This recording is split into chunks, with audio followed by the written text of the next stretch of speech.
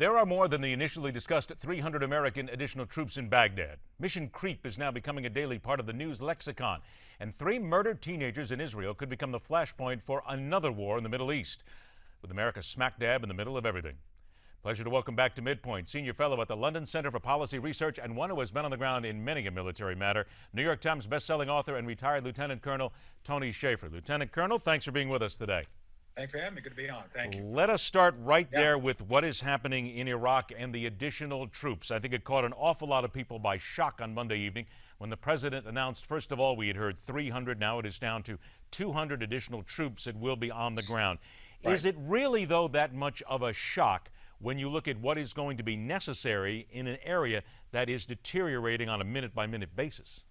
No, that's the point. My colleagues and I spent a lot of time this past week with members of Congress and their staffs going over the very issues you're now talking about. People recognize, anybody who studied this understands the scope and breadth of our challenge. And I think 2 things are going on here. First off, the president is trying to walk back his no boots on the ground decree, which obviously it has the same weight as the red line thing in Syria. The president is getting a reputation for someone who says stuff and has no intention of keeping his word, which is very dangerous. Second point, to your point regarding the security issue, there are 2 areas that we are very concerned about: Baghdad and our interests and facilities there, as well as the oil fields where we have a lot of civilian contractors. This cannot be taken lightly by the fact that ISIS has a plan. They've been executing that plan very effectively, and their intention is to gain ground, to use that ground for purposes of building up their ability to conduct terrorist operations. So the fact the president was caught flat-footed, first off, months ago, by the fact that the intelligence was there that indicated this was all going to happen, and secondly, now he has to walk back his own policy, sends the wrong message to our adversaries in the Middle East. It shows weakness, and our allies are concerned about our ability to uphold our side of the bargain.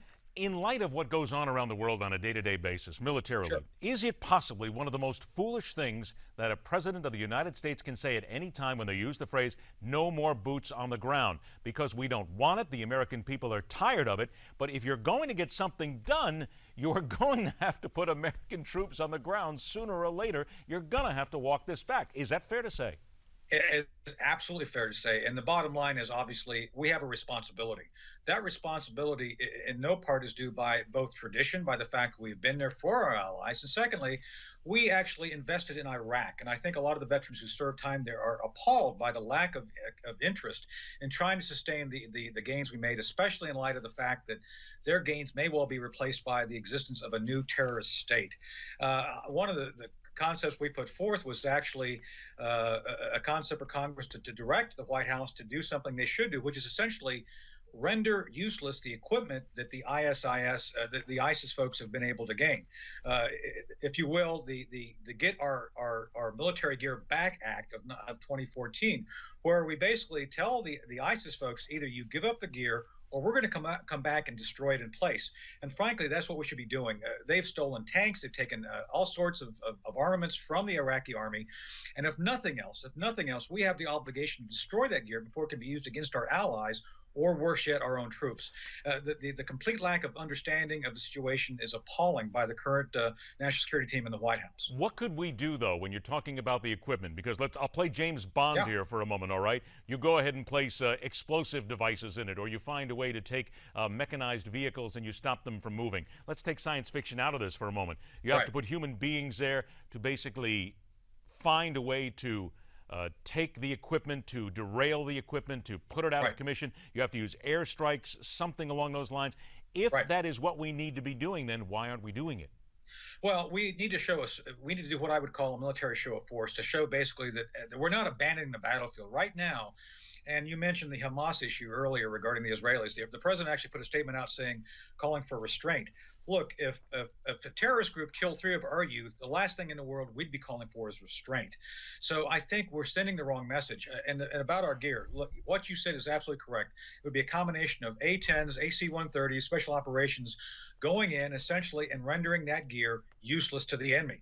This is what we've done in every other war. We try our best to make sure the adversaries we face cannot use the very gear we left in place for our folks to use. This happened in Vietnam, and as you stipulated, we in the introduction, we don't seem to be learning from our lessons of the past. We did this in Vietnam. We left gear behind, which could be used by our adversaries. We're doing much worse here by the fact that this gear will be coming back to use against our allies, and probably us if we have to take other military action. The response of the White House is beyond casual. It is almost insane.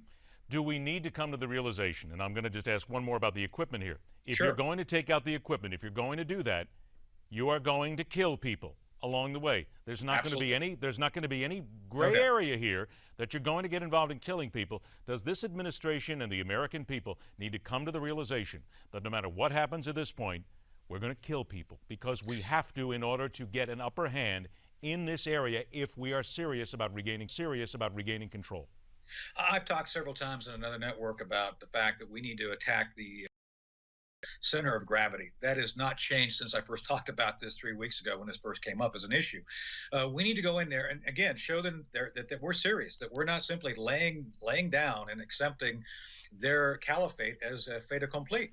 We've got to do something to reestablish our leadership and simply put, leading from behind, sending incrementally these troops in to Baghdad does not show a great deal of concern about the situation, a situation which, by the way, is growing worse day by day. We've got to get ahead of this, and by essentially incrementalizing this, putting people in little by little is not helping anybody. It's not sending the right signal. And for goodness sake, we are obligated to make sure the adversaries we face can't use the very equipment we left behind, which, by the way, ISIS has used to assassinate members of the Iraqi military. It's totally unacceptable. You used what is a dirty word to many people a little while ago. You used the V word. You said Vietnam. And to those people who still remember Vietnam, which now seems like centuries ago, it was in many ways, and again, I'm not speaking historically, I'm not going to quote history here, but it was this idea, bring in advisors, help, try and make things better, turned into eventually to a full-fledged war, which we'd take hours to get into right here.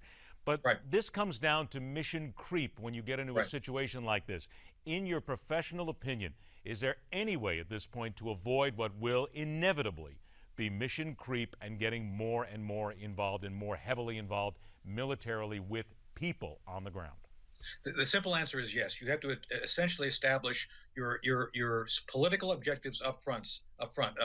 Clausewitz once said, military war is an extension of policy. So we establish our policy and we stick to it. We don't allow mission creep. We allowed mission creep in Afghanistan. That's why we have the sad situation we have there right now.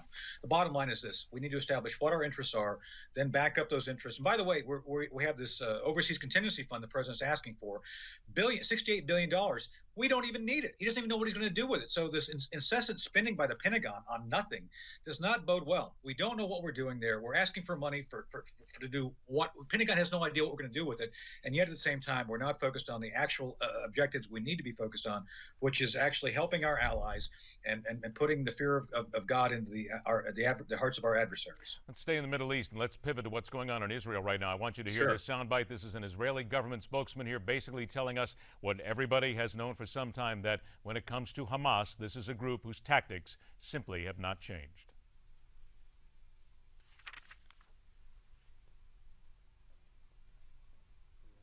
Gentlemen, do we have the soundbite? Okay, we do not. All right, so we're going to go back and we're going to talk about this, though, from the Hamas side. The government says they haven't changed. This is exactly what they've been doing the whole time here. So let me ask you now, with regard to this, to the situation in Israel, we're watching this. This is another flashpoint here right now. What is the proper thing? I mean, obviously the proper thing for America to do is sit back and wait at this point and not say anything, but this does involve Israel, which is seen as our strongest ally in the Middle East. Well, the first answer is don't hold the Israelis back from doing what's necessary to secure themselves. I mean, there's a talk recently where the Palestinian Authority, Fatah, is talking about doing essentially merging with Hamas. So again, this is something the Obama White House actually was for. I would argue that this is essentially setting the groundwork for another Obama policy failure.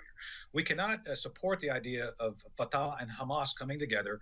That is essentially the Hamas joining the Palestinian Authority, which essentially has been fairly stable, becoming part of an overall two-state solution. So we've got to allow the Israelis to defend themselves. And again, as I mentioned earlier, the president called for quote-unquote restraint from the Israelis. to go after Hamas. Look, we wouldn't be calling for restraint if some Mexican terrorist group grabbed 3 U.S. youths and killed them in cold blood like this. So we need to work with the Israelis to allow them to have the freedom of movement to do what they need to do. And we need to continue to engage the Egyptians, believe it or not. The Egyptians can be very helpful regarding shutting down Hamas and the weapons coming in from the Gaza, and that's something we should be doing as well. The Egyptians are on our side on this.